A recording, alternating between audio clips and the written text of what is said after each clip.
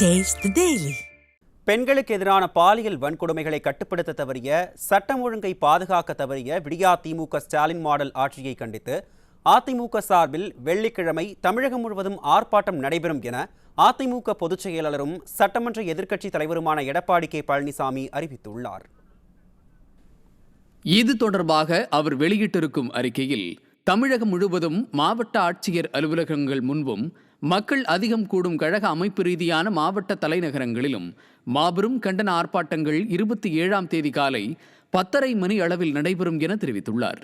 விடியா திமுக அரசு பதவியேற்ற நாள் முதலே தமிழகத்தில் பெண்கள், சிறுமிகள், வயதானோர் உள்ளிட்ட பொதுமக்கள் வெளியில் நடமாட முடியாத அளவிற்கு சட்டம் ஒழுங்கு அடியோடு குழிதோண்டி புதைக்கப்பட்டு விட்டதை சுட்டிக்காட்டியுள்ள அவர், 23ஆம் தேதி சென்னை அண்ணா பல்கலைக்கழக மாணவி பாலியல் வன்கொடுமைக்கு ஆளாக்கப்பட்ட விவகாரத்தை முன்னாள் முதல்வர் வேதனையோடு குறிப்பிட்டுள்ளார்.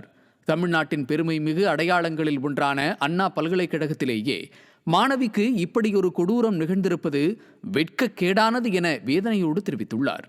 பெண்கள் படிப்பு மற்றும் பணியிடங்களில் கூட பாதுகாப்பாக இருக்க முடியாத அளவிற்கு தமிழ்நாட்டில் சட்டம் ஒழுங்கு அடியோடு சீர்கெட்டுள்ளதையும் புரட்சி தமிழர் வெளிப்படுத்தியுள்ளார்.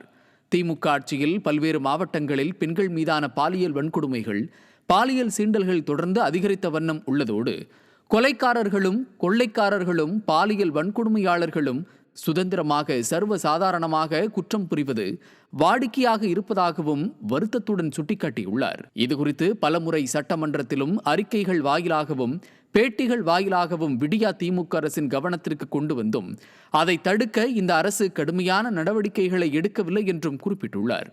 காவல்துறையை கையில் வைத்திருக்கும் முதலமைச்சர் ஸ்டாலின் பாலியல் குற்றங்களை தடுக்கவும் சட்டப்படியான உறுதியான நடவடிக்கைகளை மேற்கொள்ளவும் காவல்துறைக்கு முழு சுதந்திரத்தை இன்று வரை வழங்கவில்லை என்பதை வேதனையோடு சுட்டிக்காட்டியுள்ளார்.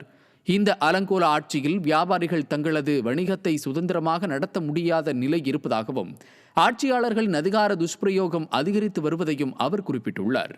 மேலும் திமுகவினர் சட்டவிரோத செயல்களில் ஈடுபடுவது, ஆளும் திமுகவினரால் சினிமா துறை கபலீகரம் செய்யப்பட்டுள்ளது, ரியல் எஸ்டேட் தொழில்களில் அதிகாரம் செலுத்துவது என பல்வேறு மக்கள் விரோத செயல்கள் தொடர்ந்து நடைபெறுவது எழுதப்படாத சட்டமாகிவிட்டதையும் எதிர்க்கட்சித் தலைவர் சுட்டிக்காட்டியுள்ளார்.